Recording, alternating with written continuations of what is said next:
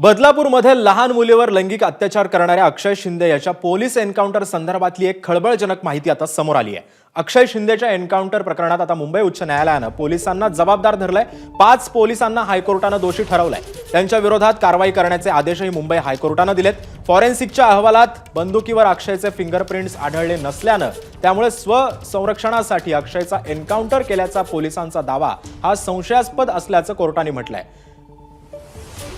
तसंच न्यायमूर्ती रेवती मोहिते डेरे यांनी या अहवालाचं न्यायालयात वाचन केलं आणि यामध्येच अनेक धक्कादायक गोष्टींचा उल्लेखही करण्यात आलाय।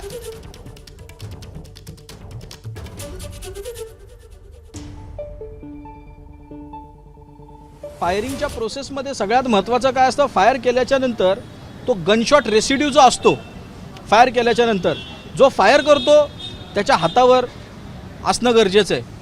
परंतु रिपोर्ट जर पाहिले त्याच्यामध्ये ना अक्षय शिंदेच्या हातावर गनशॉट रेसिड्यू दिसलेत, ना त्याच्या हातात जी बेडी बांधलेली आहे त्याच्यात पण गनशॉट रेसिड्यू दिसलेले नाही आहेत। जर फिंगरप्रिंट पाहिलं तर ज्या पिस्टलने अक्षय शिंदेनी पोलिसावर फायर केला म्हणून म्हटलंय त्याच्यावर पण त्याचे फिंगरप्रिंट नाही आहे। ज्या बॉटलने तो पाणी पिला त्या बॉटलवर पण त्याचे फिंगरप्रिंट नाही आहेत। त्या पोलीस अधिकाऱ्याच्या मांडीत गोळी अक्षय शिंदेने मारली, त्यांनी मांडीवर जी घातलेली जीन्स पॅन्ट होती त्याच्यावर येऊ।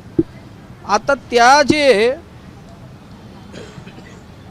API मोरे आहेत त्यांचं नाव, त्यांच्या जीन्स पॅन्टीवर पण ती जी रेसिड्यू असणं गरजेचं आहे गनशॉटची त्याच्यावर पण नाहीये। तुम्ही पोलिसांवरती आरोप केले होते, आता कोर्टाकडून जी पावले उचलली जात आहेत त्यावर तुम्ही समाधानी आहात का? समाधानी आहात की नाही? न्याय मिळाला, समाधानी न्याय मिळाला तुम्हाला? न्याय मिळाला, समाधानी न्याय मिळाला तुम्हाला?